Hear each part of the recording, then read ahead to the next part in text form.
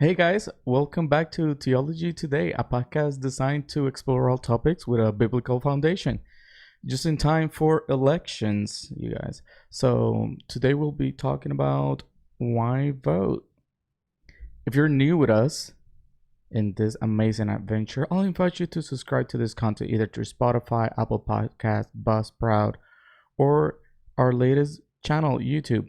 I would like to tell you guys that for now, we're posting Dr. Boswell discussion on Tuesdays and Thursdays. So every time we have a guest, I'll be putting those on the Audibles only. It's going to be on Thursdays and Thursdays, but in YouTube, it will be the full segment. And so that on Fridays, you will have on the YouTube channel, you will have either the whole thing, and then every single Friday, you will have these conversations that we usually have. So, yeah, so Friday, as usual, you will have me exploring more topics. So, hopefully, you guys don't get bored of me. This Sunday is my birthday, so keep me in your prayers, guys. Like I was saying earlier, today's episode is why vote. Now, by no means think that I'm getting into politics or that this is another episode promoting a political party. With that in mind, let's go to the Bible. Exodus 18, verse 21 says, "But select a capable men from all the people, men who fear God, trustworthy men who hate dishonest gain, and appoint them as official over thousands, hundreds, fifties, and tens." Right. If we take this verse as our basis for the discussion, then various items comes to form, and we must address them. First, I want to state that we live in a society where division and polemical argumentations are out there daily. And not just one, just constantly, and us, it's all the time. The news, most of the media, our friends, and yes, even our family bombard us with all kinds of agenda and strong feelings. So that as Christians, we are called to do. What are we called to do?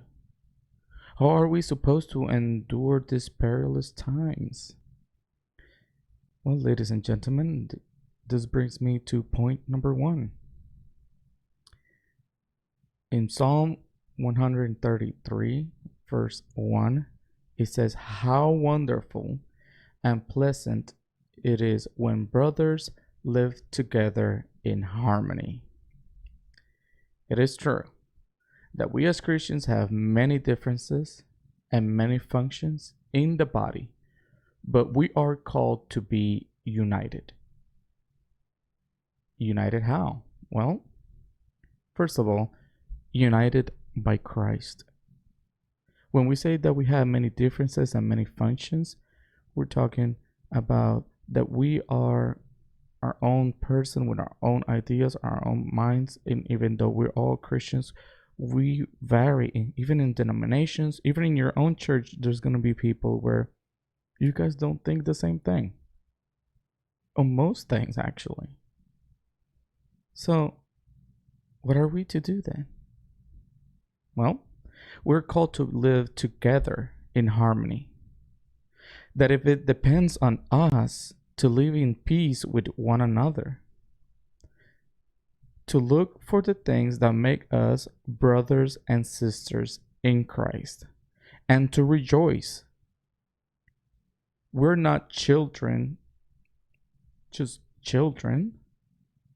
Are we not children of the same Father? Are we not created by the same God?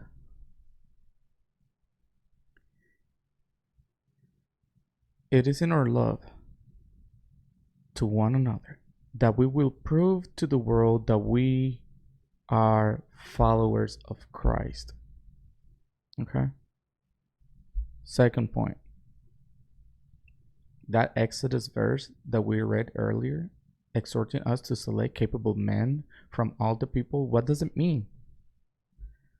I think that that first portion is divided into two very important facts: to select capable people and to select from all the people. You see? So that capable people are those who go from dreams to ideas and from ideas to concrete actions, right? People who are transparent in their views and are not afraid to stand proud for what they believe. But what if there is no one like that in your ballot, right? That happens.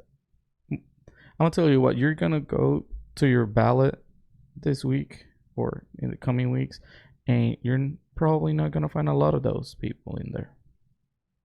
Well, you are called to find them. If they're not in your ballot, they are in your community, they're in your churches, they are in your family members. It might be you. People of honor, people of integrity, people of justice, but overall, people who follow God. You see, remember that second portion was and select from all people? It means that it has to be youngs and adult people.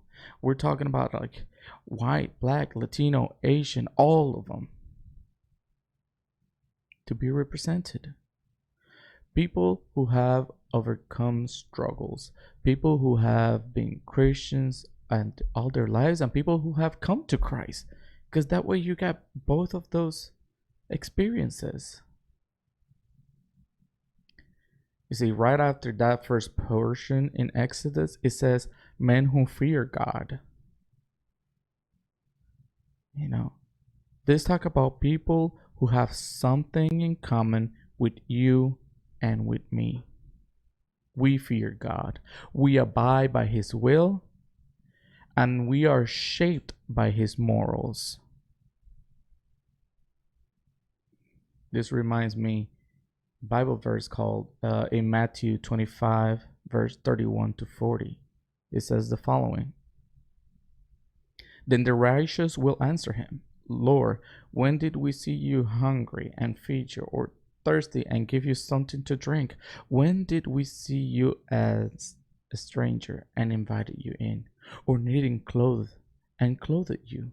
When did we see you sick or in prison and got to visit you? The king will reply, I'll tell you the truth. Whatever you did for one of the least of these brothers of mine, you did it for me. So why is this voting important? You see, it is through this tool, voting, that we as Christians can fulfill bigger goals.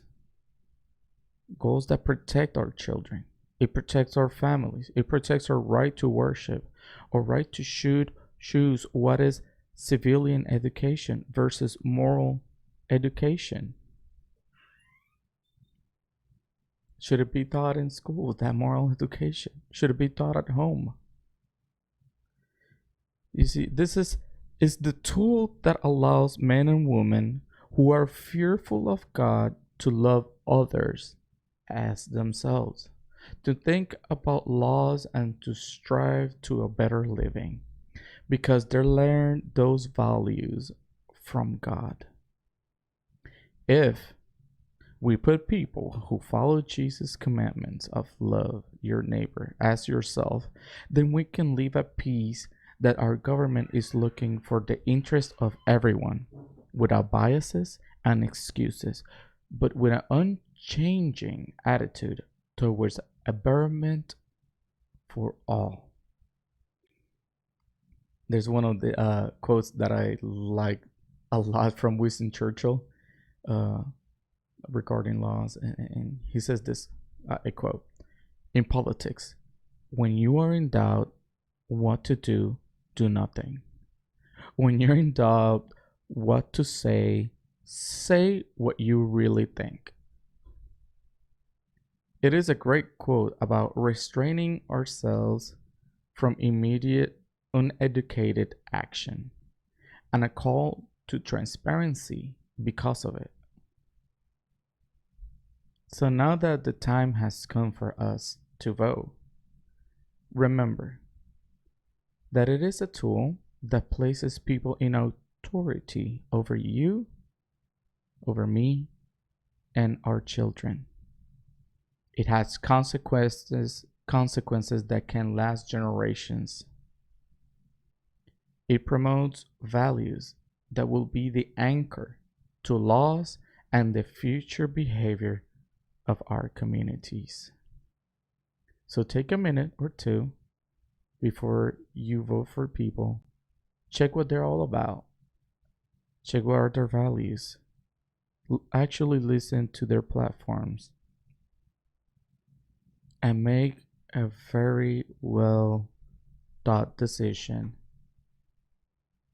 And before you go to the voting to vote, or you're in your way there, because we're living a busy world, let me ask you to pray on your way there, or pray during that line.